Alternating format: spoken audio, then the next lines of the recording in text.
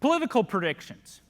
The president's proposed $3.5 trillion Build Back Better plan will continue to have great difficulty getting passed, but I eventually believe after much party infighting, the progressives will have to accept what Senator Manchin from West Virginia said.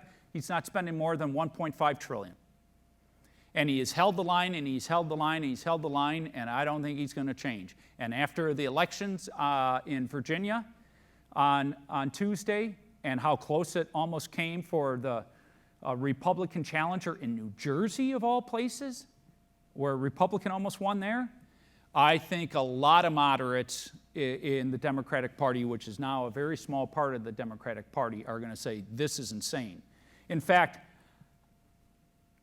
if you listen to Larry Summers, who was Bill Clinton's chief economic advisor, or Jason Furman, who was Obama's chief economic advisor, they both think this whole $3.5 trillion is insanity at its worst.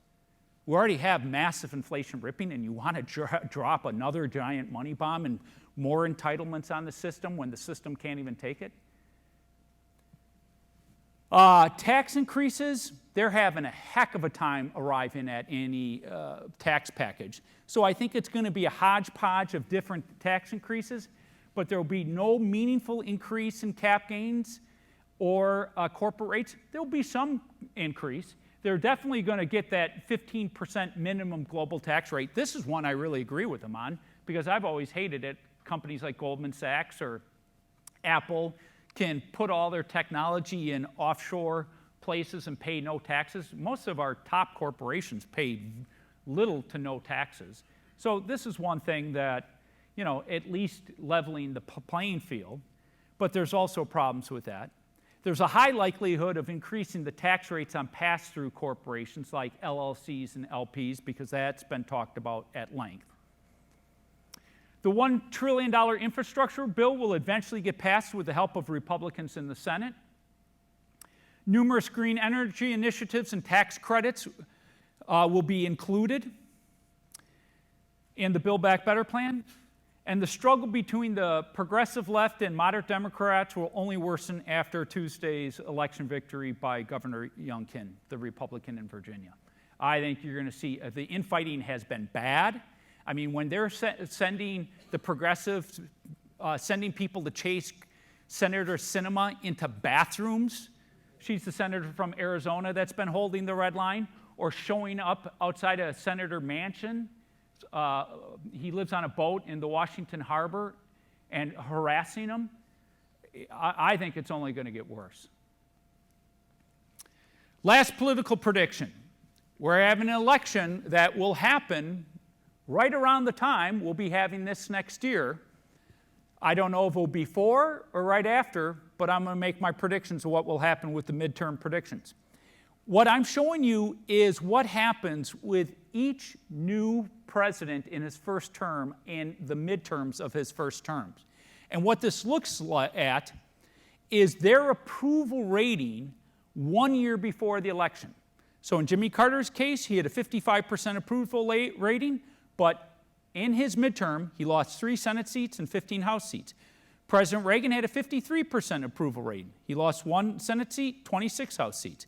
George H.W. Bush, 70%. Remember that the first Gulf War, he lost 1 Senate seat, 8 House seats. Clinton, his first, he got clobbered.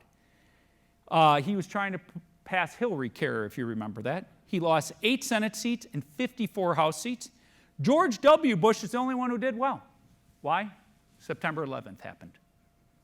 Everybody rallied around him. Everybody remembers him standing at the rubble of the collapse of the World Trade Centers, and the country was very patriotic and supportive. His approval ratings were through the charts at 87%.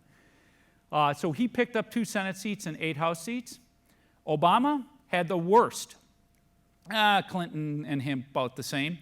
He had 52%. He lost 6 Senate seats, and the House got just cratered. 63 seats lost in the House. Trump, he picked up 2 Senate seats, but he lost the House. Pretty good, 41. So where does President Biden stand right now? He is the lowest presidential approval rating after 1 year other than President Trump.